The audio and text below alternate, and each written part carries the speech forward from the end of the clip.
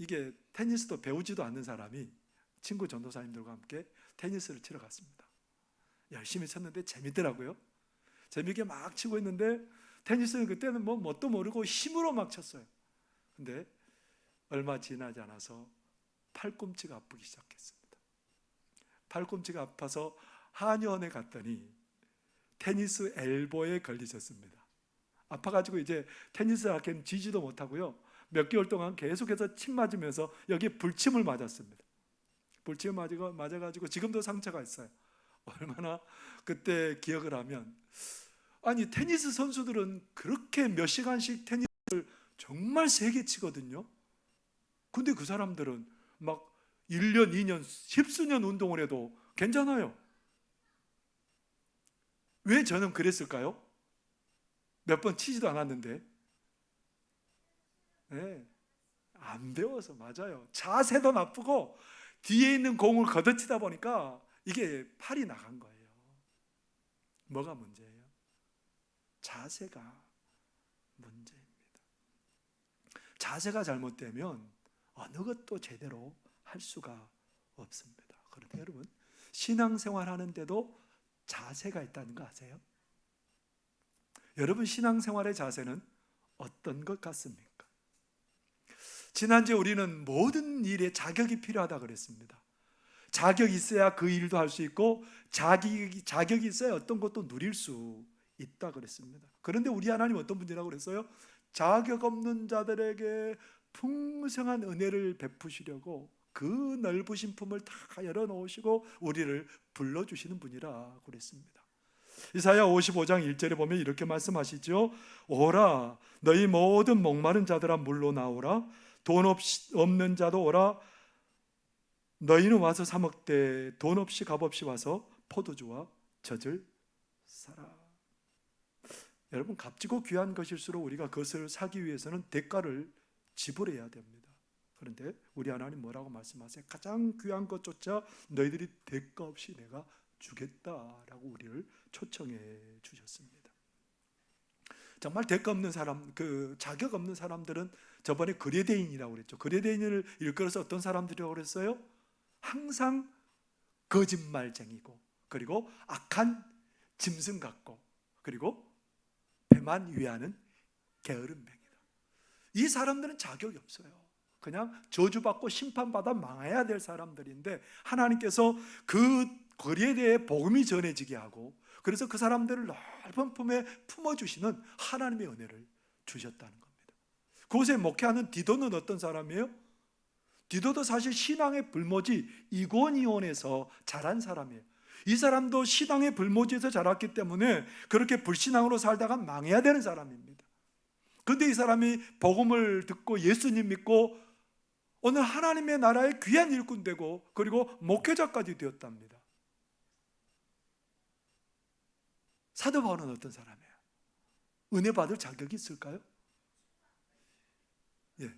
예수 믿는 사람을 핍박하고 스데반을 죽이는데 앞장도 섰던 사람이고, 그리고 멀리까지 이제 복음 전하 예수 믿는 사람들을 잡아서 옥에 가두고 그러려고 다메섹에 갔는데 누가 만나 주셨어요? 예수님이 그를 만나 주셨습니다. 얼마나 사무치게 감사한지요. 너무너무 감사했습니다. 그래서 그 감격에 겨워서 이제는 내가 복음을 전하는 그런 사람 되겠습니다. 그렇게 이제 복음을 전하기로 작정하고 복음 전하기 시작합니다. 얼마나 갈까요, 여러분? 작정했어요. 너무 감사해서 작심했어요. 얼마나 갈까요? 감사하는 마음 얼마나 가요, 여러분? 3일? 많이 가시네요. 아침에 감사한 마음이 있다가 저녁 되면 이 감사를 잃어버리기가 일수인 게 우리들이지 않습니까? 무슨 말이냐면 시시각각으로 우리의 자세가, 태도가 바뀌어진다는 겁니다. 인도네시아 하면 여러분 무슨 생각이 드세요? 인도네시아 하면 세계에서 가장 많은 무슬림들이 사는 거예요. 이슬람 교인들이 인도네시아에 삽니다. 인도네시아 한 마을에 구스틴이라는 여성이 살고 있었는데요, 이 사람도 당연히 무슬림이죠. 이 사람이 무슬림이었는데 결혼하면서 기독교로 개종을 해버렸어요. 결혼해서 기독교로 개종하고 이제 아이를 낳았는데 그 아들이, 미카엘이라는 아들이 심장 이소증, 심장이 몸 밖에 이렇게 위치하게 된 거예요. 그러니까 사람들이 뭐라 그러겠어요? 거 봐라, 네가 알라를 배반하고 예수 믿으니까 네가 그렇게 된 거야. 그렇게 얘기를 한 거예요. 근데 집안 사정이 어려워서 이 아이를 치료할 엄두조차 없는 거예요. 근데 인도네시아에 있는 한국인 목사님이 인도네시아 교회를 후원하고 계셨습니다. 그런데 그 후원하는 인도네시아 교회에 바로 이 구스틴과 그 아들 미카엘이 다니고 있었어요.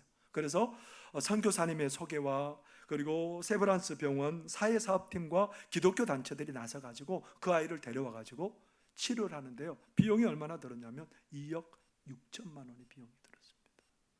수술을 잘해서 이 아이가 이제는 병원 이곳저곳을 그렇게 다닐 수 있게 되었고 퇴원을 앞두고 있답니다. 그 엄마 구스틴이 이렇게 말해요. 새 생명을 얻게 된 미카엘이 하나님의 자녀로 쓰임받기를 희망합니다.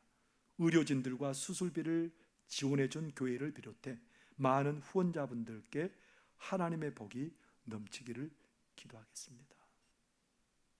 여러분, 참 개종을 하면서 어려움 겪었는데 하나님의 은혜로 놀라운 일을 경험하게 되었습니다. 어떤 마음이겠어요? 평생 하나님을 사랑하고 평생 믿음으로 살리라. 여러분, 그렇게 믿은 마음의 작정을 했다면 얼마나 갈까요? 여기에 그런 은혜 안 받은 사람 있나요? 그런 은혜가 얼마나 가던가요? 마태복음 18장에 보면 한 임금에게, 예수님이 비유 들려주세요. 한 임금에게 종이 있었습니다. 신하가 있었어요. 근데 그 종이 얼마를 빚졌냐면 1만 달란트를 빚을 졌답니다. 1달란트가 얼마 되냐면 16년 동안 모아야 되는 돈입니다. 그러면 10달란트는 몇 년 동안 모아야 되죠? 160년. 오, 네. 똑똑합니다. 그러면 10달란트도 아니고 100달란트도 아니고 몇 달란트요? 1000달란트도 아니고 10,000달란트. 얼마나 갚아야 갚을 수 있는 걸까요? 그래서 이 사람은 하루도 숨을 편하게 쉰 날이 없어요. 이 빚에 짓눌려서 살아갈 힘이 없는 거예요. 소망이 없는 거예요. 불안하고 두려워요. 언제 임금이 나를 소환해서 나를 감옥에 가둘까? 근데 그렇게 불안하게 사는데 올 것이 오고 말았습니다. 임금님의 소환 통보입니다. 가서 얼굴도 못 보고 고개를 숙이고 머리를 조아리고 있는데 임금님이 호통을 칩니다.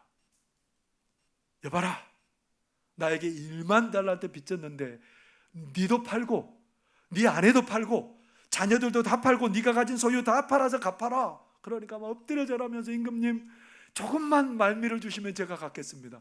말미 준다고 갚아요?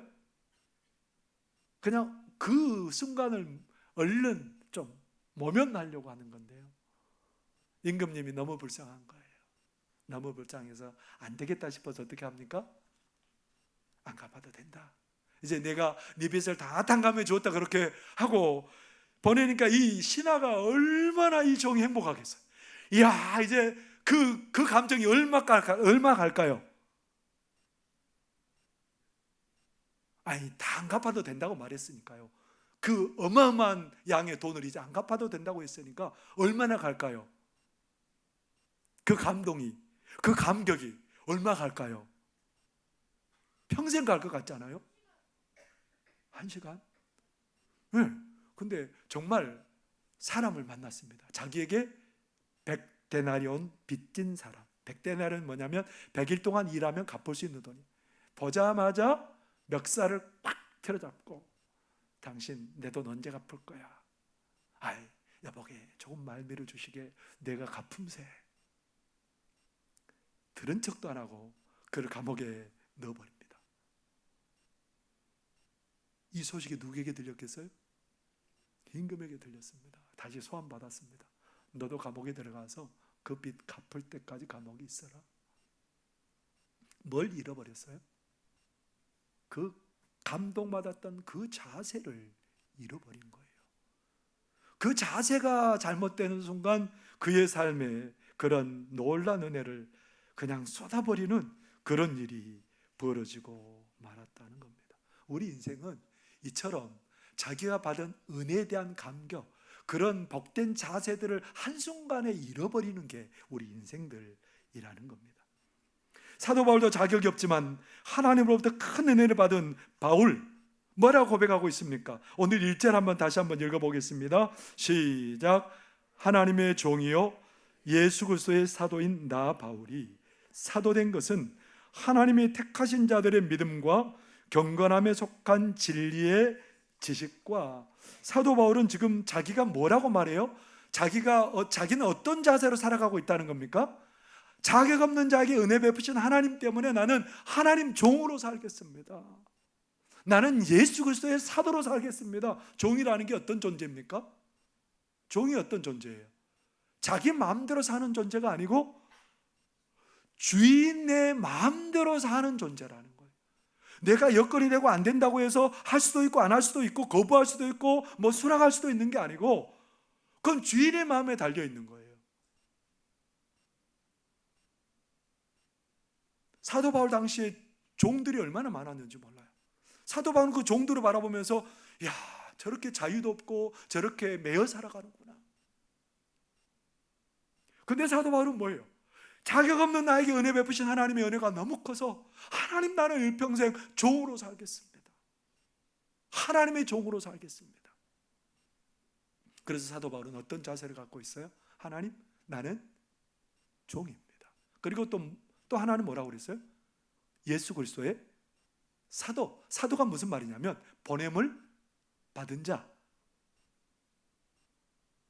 누구에게 보냄 받았어요? 예수님께로부터 보냄 받았으니까 누구만 늘 바라보고 있는 거예요? 누구로부터 사명 받은 사람이에요? 예수님으로부터 사명 받은 사람이니까 예수님 바라보고 사는 사람이에요. 우리나라에 대사들을 파송하죠. 근데 대사들이 자기 마음대로 가서 막 일들을 처리하고 그러면 어떻게 돼요? 그 대사는 잘립니다. 왜냐하면 지 마음대로 했으니까. 대사는 누구 마음대로 해야 돼요? 나라에서 사명 준 대로 그 사명 붙들고 살아야 되는 게 대사인 겁니다. 그런데 사도 바울 뭐라고 봐요? 나는 사도입니다. 나는 하나님의 종이고 예수 그리스도의 사도입니다. 여러분, 사도 바울의 이런 태도가 얼마나 갔을까요? 이 자세가 얼마나 갔을까요? 그런데 사도 바울은 복음을 전하며 살면서 늘 이런 자세를 갖고 있는지 자신을 점검하고 살아요. 그러니까 복음을 전하는 형편들이 너무너무 어렵고 힘들어도 그는 계속해서 담대하게 복음을 전합니다. 누구보다도 많은 고난을 당하지만 복음 전하는 데 힘을 씁니다. 세운 많은 교회들을 위해서 늘 기도하고요. 그리고 춥고 헐벗고 배고프고 옥에 갇히기도 하면서도 복음을 전합니다. 몇 년이면 될까요? 여러분, 은혜 받았으니 갚느라고 1년 정도는 그렇게 하면 되잖아요. 10년 정도면 만족할까요? 그 정도 하는 건 너무너무 잘한 거잖아요. 그런데 여러분, 사도 바울이 언제까지 그랬을까요? 언제까지 똑같은 자세를 가지고 그렇게 살았을까요? 오늘 이 디도서가 우리가 아는 대로 사도 바울이 로마 감옥에 1차로 투옥됐다가 풀려납니다. 그래서 사바나까지 그리고 그레데라는 성까지 복음을 전하고 이 디도를 그레데 섬에 두고 왔습니다. 그레데 섬에서 목회하는 디도에게 편지하는 거예요. 앞으로 3, 4년 후에는 2차로 로마에 투옥돼서 순교의 제물이 되는 그런 상황이에요. 언제까지요? 사도 바울은 복음을 처음 전하면서 순교의 제물 되는 그 시점까지 사도 바울은 똑같은 일관된 자세를 가지고 살았다는 겁니다. 나는 종입니다. 나는 예수 그리스도의 사도입니다. 은혜 받지 못할 자에게 은혜 주신 그 주님께 나는 종으로 살겠습니다. 그런 자세를 처음부터 끝까지 유지하고 살았던 사람이 사도 바울입니다. 여러분들의 자세는 어때요? 어떠세요? 하나님 향한 우리의 자세는 어떠신가요? 왜 사도 바울도 우리와 똑같은 인간이잖아요. 근데 왜 사도 바울이 이런 자세를 그냥 목숨이 다할 때까지 가지고 갈 수 있었을까요? 그것은 이유가 있는 겁니다. 사도 바울이 오직 나는 하나님의 은혜로 예수 그리스도를 믿는 믿음으로만 구원받았다는 사실이 너무너무 감격적이기 때문에 그래요. 사도 바울이 갈라디아 교인들에게 복음을 전했습니다. 어떤 복음이에요? 여러분, 예수님 믿으면 됩니다. 그 복음 전했어요. 그러니까 갈라디아 사람들이 너무너무 기쁘게 복음을 받아들이고 예수님 잘 믿고 이제 그것을 보고 이제 다른 데를 갔는데 이상한 소식이 들려와요. 갈라디아 교인들이 자세가 변했다는 겁니다.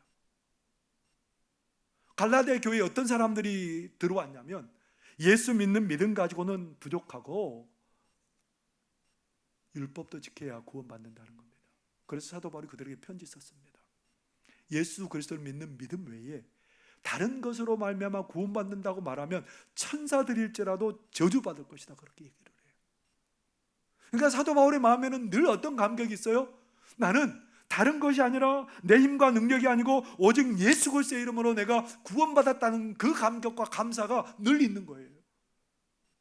왜 예수님께서 우리를 구원해 주십니까? 우리의 처지가 도대체 어땠길래 우리를 구원해 주십니까? 왜 육신을 입고 이 땅에 오셔서 십자가에 죽으셨습니까? 히브리서 2장 14절 15절에 이렇게 말씀하고 있죠. 함께 읽어보겠습니다. 시작.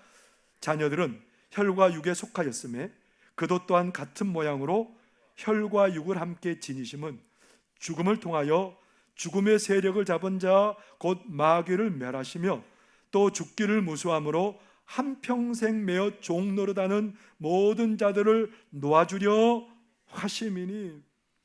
우리는 죄의 본성 때문에 죄에 이끌려 살아가는 그런 사람들이, 마귀에게 사로잡힌 사람들이, 그러다가 어때요? 사망에 처할 수밖에 없는 그런 우리들인데 예수님께서 오셔서 어떻게 했다고요? 그런 마귀의 일을 다 깨뜨려 버리셨다. 뿐만 아니라 죽음 때문에 죽기를 두려워해요.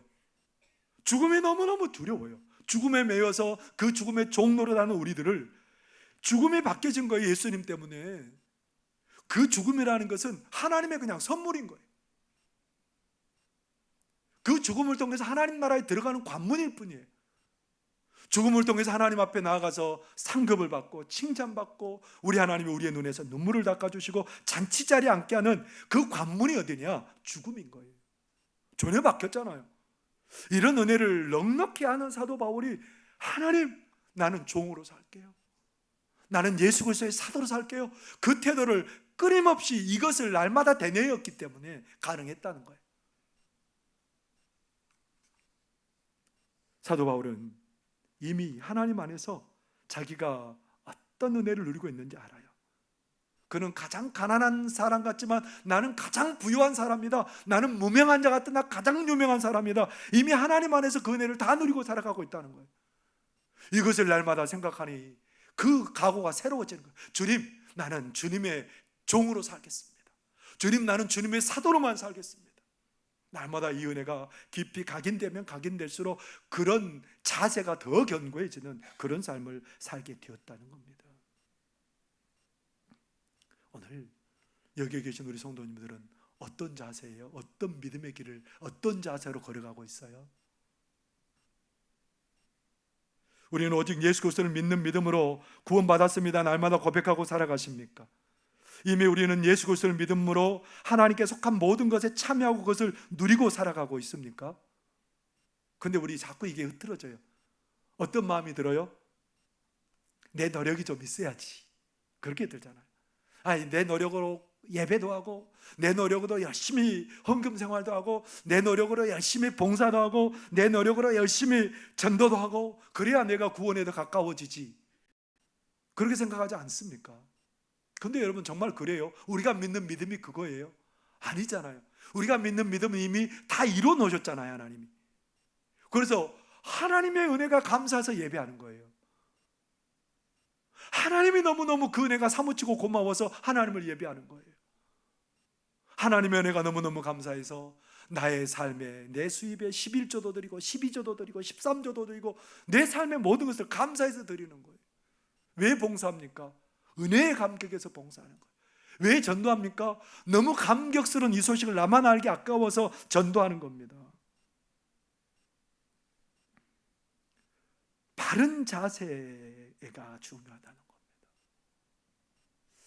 국가대표 마라톤 선수가 있었답니다. 여러분, 마라톤 선수 하면 어떤 생각 드세요? 달리기에는 그 사람이 최고죠. 근데 그 사람이 잘못된 자세 때문에 부상을 입고 오랜 동안 달리기를 못했답니다. 너무너무 그때 사건을 떠올리면 너무너무 마음이 힘들어서 사람들에게 달리기를 가르쳐 주기로 했대. 자기가 연구하고 그렇게 달리기를 이렇게 부상당하지 않는 자세를 이렇게 안 거예요. 그래서 그것을 요즘은 사람들에게 전달하고 가르치고 다니고 있답니다. 그 자세로 하면 즐겁게 뛸 수 있는 거예요. 건강해질 수 있는 거예요. 안 다치고 운동을 할 수 있는 거예요. 뭐가 중요한 거예요? 자세. 근데 이 자세를 한 번 됐다고 몸에 익었다고 끝나는 게 아니고요. 이 자세는 늘 머릿속에 생각하고 달려야 된답니다. 속도를 높일수록 그 자세를 생각하고 뛰어야 부상을 안 입을 수 있다는 겁니다. 여러분, 우리의 믿음도 마찬가지예요. 어떻게 해야 돼요? 믿음의 그 자세를 날마다 생각하고 그 자세를 가지고 뛰고 믿음으로 살아가야 그 사람의 삶이 놀라운 은혜와 복을 경험할 수 있다는 겁니다. 사도 바울이 그 자세를 가지고 늘 한결같은 자세를 가지고 살았답니다. 사도 바울의 삶에 어떤 은혜가 있겠습니까? 어떤 은혜가 임했습니까? 사도 바울의 삶에는 하나님의 능력이 가득했습니다. 사도 바울이 어떤 능력을 일으켰어요? 선교지에서 병든 자들이 일어나고요, 악한 영들이 떠나가는 역사가 일어나고요, 그리고 죽은 자도 살리는 그런 역사가 그의 선교 현장에서 일어나게 되었습니다. 하나님의 능력으로 가득했던 그런 삶이 사도 바울의 선교의 삶이었습니다. 능력만 가득했겠습니까? 사도 바울이 로마 감옥에서 빌립보 교인들에게 편지를 씁니다. 감옥에서 쓰는 편지예요. 근데 빌립보서의 주제가 뭐냐면 기쁨이에요. 기쁨. 감옥에 있는 사람이 뭐가 기쁠까요? 근데 하나님께서는 세상이 줄 수 없는 기쁨으로 그의 삶에 가득하게 채워주셨답니다. 바른 믿음의 자세로 가지고 살아가니까 하나님의 능력으로 가득한 삶이었고 하나님의 기쁨으로 평안으로 가득한 삶을 누리게 되었답니다. 그러니까 뭐가 중요해요? 우리가 바른 믿음의 자세로 살아가는 게 너무너무 중요한 거죠. 오직 예수 이름으로 구원받게 하시고 하나님의 은혜 안에서 모든 것을 다 누리는 사람들로 사는 우리가 동일한 믿음의 자세로 살아가기를 하나님은 원하십니다. 바른 믿음의 자세가 중요하다는 겁니다. 김석택 목사님은 그의 저서 말라기 치료하는 광선이라는 책을 통해서 이렇게 기록하고 있죠. 여러분, 자막을 보시길 바랍니다. 하나님은 예수 그리스도의 십자가 죽음을 통해 우리 죄를 단번에 대속하시고 은혜로 우리를 인도하시겠다고 말씀하십니다. 이제 하나님은 우리의 행동을 일일이 보지 않으십니다. 오직 예수님의 십자가 보혈을 보시고 그분을 믿는 우리를 의롭다고 간주해 주십니다. 우리가 예수님을 믿는 믿음으로 살기만 하면 하나님이 우리 삶의 모든 부분을 책임져 주십니다. 이 새 언약의 은혜를 아는 사람은 마음으로부터 죄를 싫어하게 됩니다. 또 누가 강요해서가 아니라 내 죄를 십자가 죽음으로 모두 용서하신 예수님을 사랑하기에 기쁘게 신앙생활을 하게 됩니다. 이것은 인류에게 일어날 수 있는 일 중에 가장 위대한 일입니다. 인간의 마음을 치료할 수 있는 것은 오직 하나, 예수 그리스도의 십자가뿐입니다. 하나님이 그리스도 안에서 보여주신 그 은혜에 감격하고 그 감격에서 바른 자세로 믿음의 삶을 살아갈 때 하나님의 능력으로 채워지는 삶을 살게 될 것이고 하나님의 평강과 기쁨을 누리는 삶을 살게 될 줄 믿습니다. 여러분, 그 감격 가지고 살고 계세요? 그 감격 가지고 믿음의 자세를 지금껏 여전히 동일하게 갖고 살아가고 계십니까? 다시 한번 우리의 믿음의 자세를 확인하실 수 있기를 바랍니다. 은혜에 합당한 믿음의 자세를 통해서 하나님은 우리에게 측량할 수 없는 은혜와 복을 베풀어 주실 줄 믿습니다. 기도하겠습니다. 사랑하신 하나님 아버지, 은혜와 사랑을 감사합니다. 하나님, 측량할 수 없는 은혜를 주셨습니다. 우리가 할 수 없는 일을 하나님은 주셨습니다. 하나님 은혜에 날마다 감격하며 날마다 감사하며 살게 하여 주옵소서. 매일매일이 감동이게 하여 주시고 매일매일이 감사이게 하여 주셔서 나도 사도 바울처럼 하나님의 종으로 예수 그리스도의 사도로 살겠다고 고백하며 일평생 그 삶을 살아가는 우리들 되도록 도와주옵소서. 예수님 이름으로 기도하옵나이다. 아멘.